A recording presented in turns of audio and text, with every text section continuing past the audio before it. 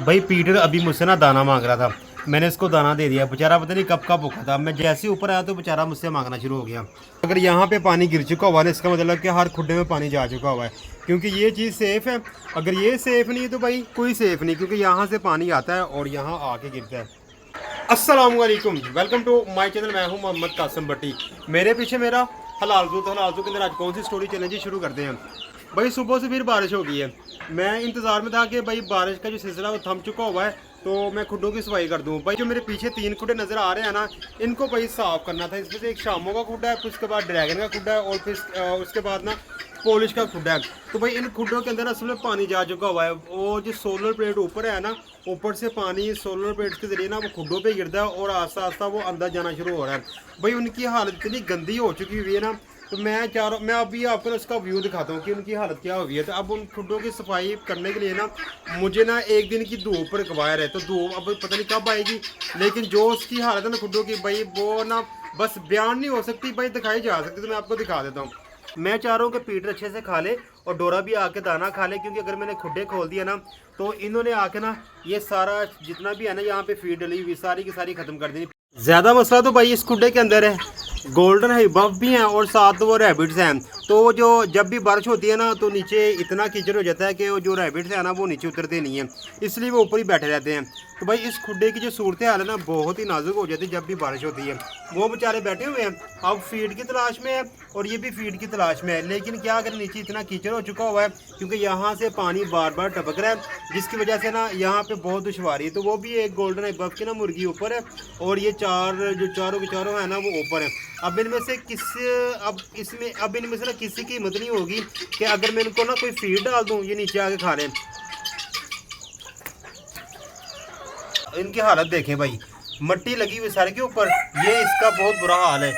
हालांकि ये सबसे खूबसूरत बर्ड था, ये इसके कितनी बुरी हालत हो चुकी हुई है और अंदर भी इससे ज़्यादा बुरी हालत है। थोड़ा को मैंने भाई पकड़ के नीचे उतारा है, पता नहीं क्या उल्टे सीधे काम कर रही है। मैंने कहा कुछ खा ले, ये फीड खाएगी तो फिर मैं ना दूसरों को बाहर निकालूंगा।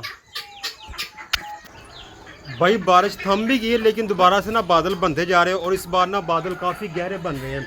तो इस जिससे साफ लग रहा है कि दोबारा जब बारिश होगी ना तो बहुत तेज़ बारिश होगी।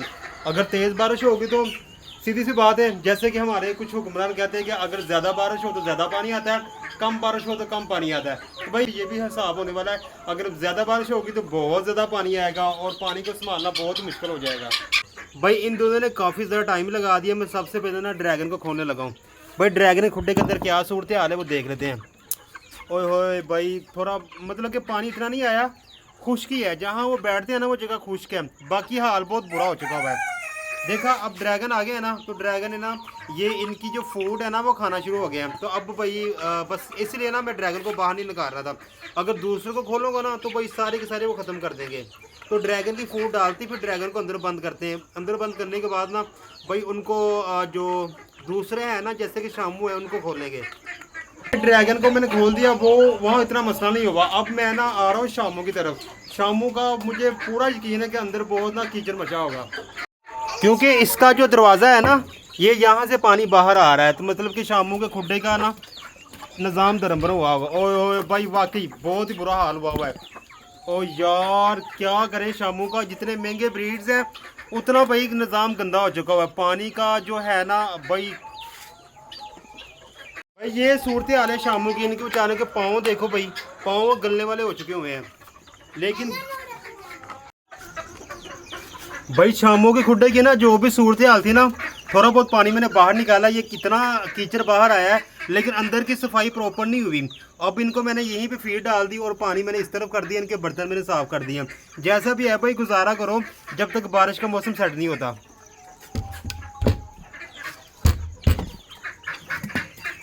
भाई अब आते हैं इसकी तरफ। ये ना सबसे ख़तरनाक खुड्डा है।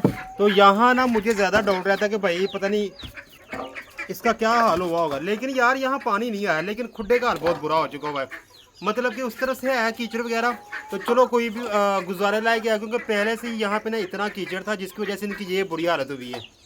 भाई जैसा भी हुआ, लेकिन बहुत मुश्किल से भाई उनको डाल दिया है। वो अब फीड खा रहे हैं और पानी भी साफ करके डाल दिया है। तीनों खुड्डों की जो सूरत हाल है ना, जो शामू खुड्डे की सूरत हाल वो ज़्यादा नाजुक है। तीनों खुड्डों में से ना जो ज़्यादा डिस्टर्ब हुआ है शामू का खुड्डा ही डिस्टर्ब हुआ है। तो बाकी जो है ना सबको उनकी फीड डाल दी है, लेकिन पानी का जो माजरा, जो बारिश की सूरत हाल है ना, इससे मेरा ना जो जू है ना वो तकरीबन यूँ कहें कि 90% डिस्टर्ब हो चुका हुआ है। 10% बाकी रह गया है। तो अब देखते हैं कि रात को बारिश होती है या कल होती है कि बाकी क्या हाल होता है। एक तो धूप की ज़रूरत है या फिर एक दिन फुल तेज़ धूप निकलेगी ना तो पूरे को पूरा मेरा जू खुश्क हो जाएगा। भाई एक मुद्दत ही होगी है, मैंने सिल्क के खुड्डे के अंदर नहीं देखा भाई अंदर चल क्या रहा है।